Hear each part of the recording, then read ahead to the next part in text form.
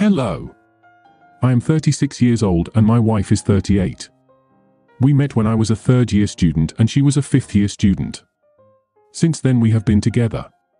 After 3 years of relationship, we started living together, lived together for 3 more years and got married. After 2 years my wife got pregnant and we had a daughter. That was our life, and we had quarrels, but nothing happens without them. We made up immediately or even during a quarrel. In general, it was a classic family. I went to work after the institute, then to another job and began to grow in his career, eventually earned a nice house. We did a decent renovation there and moved in. My wife, by the way, after my maternity leave, also went to work, and she did well, got a good position, began to earn decent money, and the sum of my earnings made us a very decent amount. In general, over time we have everything. We bought an apartment for our daughter, expensive cars. I love my wife, I never cheated, I do not drink, and until recently I smoked. Vacations have always been planned together. I have developed hobbies such as diving and mountain skiing. My wife refused to go scuba diving on the grounds that she was afraid, but she took up skiing. That's pretty much how we lived, planning vacations, making money and spending it at our pleasure. My wife's job was connected to foreign business, and she was often visited by colleagues from abroad to negotiate. A little over a year ago I began to notice that when these colleagues flew in, my wife stayed much longer than she had years before. But I didn't pay much attention to it. In the evening, before going to bed, my wife began to receive some messages by Telegram or WhatsApp, and I noticed one peculiarity: when the colleagues flew in from abroad, the messages did not come in the evenings.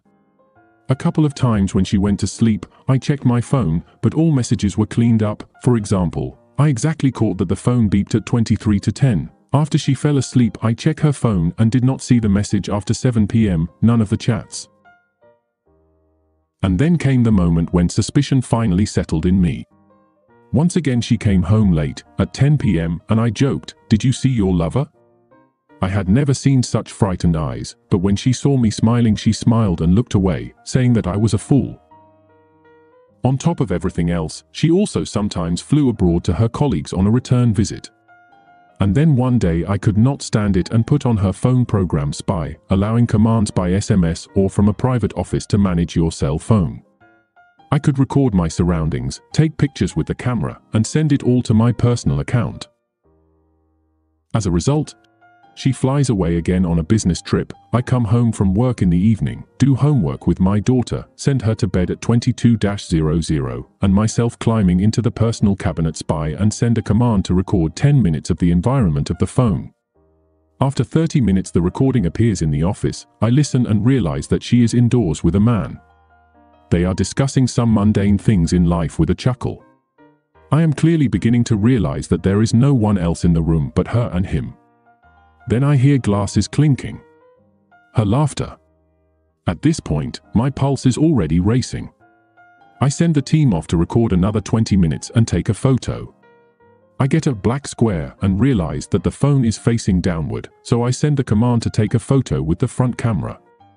I get a picture which I use to understand that the phone is on the nightstand in the room, because I can see the sconces and part of the bed's headband. 15 minutes later I get another recording. My hands were shaking. I turned on the playback. Again the chattering, the laughter of her and him. In principle I was already in some kind of incomprehensible state. It seemed to me that all this was unreal. My world was crumbling before my eyes. I poured myself a glass and sent the team off to record 4 hours, after which I just got drunk. In the morning, Thursday, my daughter woke me up. She had to go to school. I told her she could not go today. Wrote to work that I take on my own account a couple of days until Monday. The wife flew in on Sunday, and myself sat down to listen to the tape for 4 hours. But I was satisfied even with 40 minutes, as at this point I heard exactly the moans of a woman with whom I have lived for over 13 years, and I know exactly what those moans are. At that moment it was as if I had been stabbed. I was in so much pain that I even felt physical pain. I ran to the bathroom where I threw up. I don't even know which more from the hangover or this situation. I stood under an icy shower for 20 minutes. After that I took the child to her parents and said I would explain everything later. She called at lunchtime and genuinely asked, "How are you doing, love?" and I stood silently like an idiot with the phone to my ear and couldn't get a sound out of me. After she asked me a second time, I pulled myself together and said that everything was fine, referring to the poor connection. I said I was sick and would stay home for a couple of days, and took my daughter to her grandmother. That day was the most difficult for me. I saw hell. I did not find myself. I did not know where to put myself and what to do in general. My head was so noisy that I could not hear my own thoughts. I sat on the couch and roared like a girl. Then came the rage, then apathy. But the more I discharged my emotions, the easier I became. I just felt like all the things that I raised all these years in relation to her were dying inside me. By the end of the day, I was almost emotionally dead. In the evening, I went back into my personal office and started sending commands to my phone. I was getting pictures, sometimes from my bag, sometimes from my desk. Came back tapes on which it was heard that she is somewhere in the restaurant, and there are a lot of them, apparently really with his colleagues. And in the evening, the most interesting thing began. Again the phone on the bedside table, again his and her voices, only now without moans. And then I couldn't take it anymore and called. She picked up the phone at about the fourth ring and I could hear her panting. I asked her what exactly was wrong. Why was she breathing like that? The answer: the elevator at the hotel broke down and I walked up the stairs to my room. I chatted with her for literally a minute. It was unbearably difficult, keeping my voice calm and not shaking. Told her I was okay and that I was going to bed, wished her sweet dreams and hung up. And myself sent the command to take a quick series of photos with the front camera. Here she made a mistake. When she finished talking to me, she put the phone not on the nightstand, but on the bed next to me. And the front camera began to send slightly crooked, but generally understandable photos of half of her body with the view upwards, that she is sitting naked in a horsewoman's pose on another body with her head tilted back.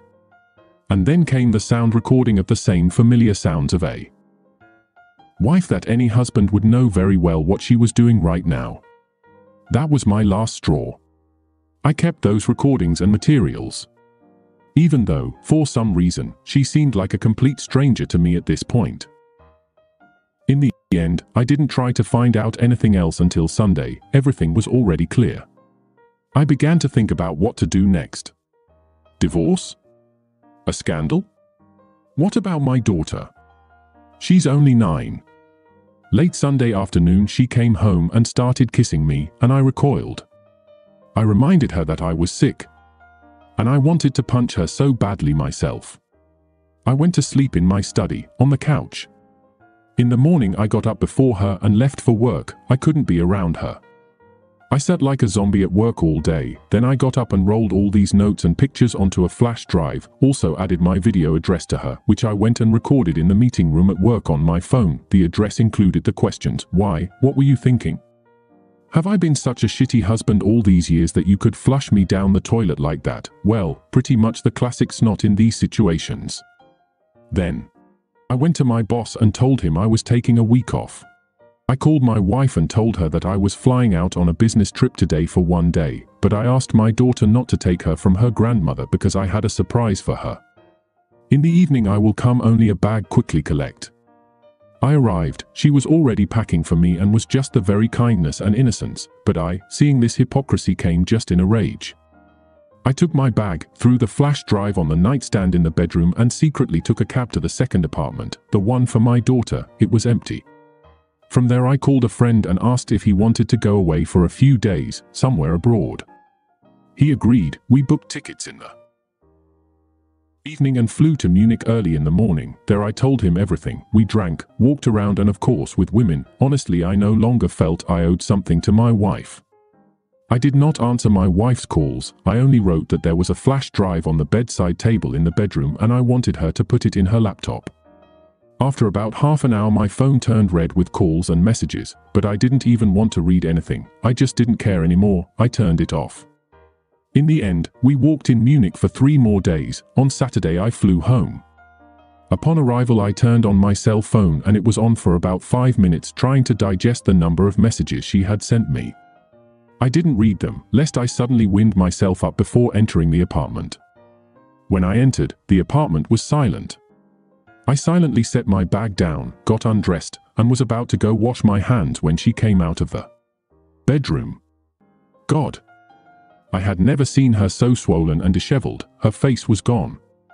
She threw herself on her knees and started mumbling through her snot and tears, trying to explain something to me. I made a stony face and asked her not to start a circus. Then I asked her in a calm tone, "What are we going to do?" She begged me to forgive her. She started crying and crying again, saying that she was playing around, that she didn't understand how she had gotten to this point. Started calling herself a scumbag. But you know, I caught myself thinking that I don't feel pity or rage for her anymore. She screamed that she loved and always loved only me, and all this happened only because she got greedy, and in all the days that I was away realized that she had broken our crystal castle with her own hands. But as they say, revenge is a dish to be served cold. I said that now we're not husband and wife, now we're just mom and dad to our daughter. And we'll pretend that we're fine, but I'll live my life and you can live yours. You're not the one for me anymore, you're just my parenting partner. Maybe someday I'll change my mind, but right now I just get sick just thinking about being close to her. By the way, I told her where I was and what I was doing. She said she understood and was ready to put up with it as long as it took. Well, no one pulled her tongue. As a result, now we live in one house. Although to be honest, I bought another one for myself and registered it in my father's name so there would be no claims in case of division of property. I sleep almost constantly in the study, although sometimes for the sight of his daughter, I go to sleep in the bedroom. My wife has made a few attempts to hug me when I lay down with her on the same bed, but I firmly suppressed them. We hadn't been intimate for 6 months. She hasn't told her parents anything, only my father knows. We agreed that once a year we go as a family on vacation. For a week. But now it will be separate beds. I always hang out with friends. I bought my motorcycle again, although I sold it at my wife's insistence. When I still respected her opinion, I went diving in the summer and in the mountains with friends in December. I have new friends. Among them are beautiful women. I quit smoking. I work out at the gym and I lost 10 kilograms, I have relief again and my body began to show through. I sometimes wonder when she comes over and says she's had enough and leaves or, for example, file for divorce and divide the property, but she does not. I constantly catch her eyes, you know, like the look of a cat from Shrek. But I honestly don't give a shit anymore, although I can see that she is trying, but I revel in her pain.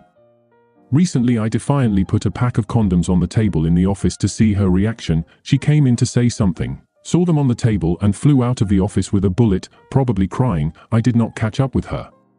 She still goes to work, but the truth is no longer delayed, though honestly I do not follow practically.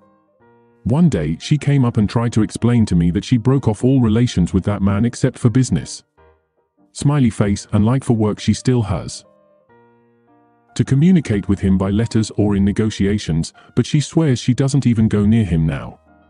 The creep has a family, too, by the way. To which I told her that her relationships with sexual partners are none of my business and she's free to do what she wants. No need to report back on whether or not she spread her legs today. I myself now sometimes come back after midnight or leave when my daughter goes to bed, from Friday to Saturday, for example. Naturally, I do not limit myself in anything. If I want sex, it will definitely happen. I come in the morning and go to the study to sleep, or to the bedroom if she is not there already. Nothing has changed in the home routine. I still buy groceries, I love and know how to cook, we had a housekeeper to clean, so nothing has changed here. I still pay for the house. Where she spends her money and whether she spends it, I don't care. Communication as lovers we have only for the daughter, or her parents if they come. Although I think if I told my mother-in-law she would probably strangle her right in front of me. I have a great relationship with my mother-in-law, she is an intelligent woman and strictly honors family values. Surely this is another argument for why my wife doesn't want to leave. Apparently she's afraid of my mother. Because my mom will definitely ask, what the hell is going on? And I'm not going to lie. The only thing I send her now with personal requests, reasoning that it was necessary to pick up a lover from the same country and city, and then she would have an assistant, and 5 hours of flight. In general, I bitch at her as much as I can and I like it so much. Yes, I may be a monster now, but it is a monster she herself has created. And you know I just am amazed by her stubbornness and patience. It's for me like a red rag for a bull. I wonder how much more she will be able to endure. And don't give me that she's the mother of your child blah, blah, crap. When she gave herself to that gal, she didn't care too much. 6 months traveling around on business trips or here in the city, spreading her legs without thinking about her daughter or her husband. No comments. Every time I think my armor cracks, I remember the day I learned everything, what I experienced then, and I let go, I get granite again. So, this is how I live now. My daughter is fine for her. We are great parents. I still do homework with her in the evenings. Mutual friends don't know anything. Maybe when I get tired of testing her or realize I've had enough, I'll turn off bastard mode and sit down to talk to her, but not now, not now.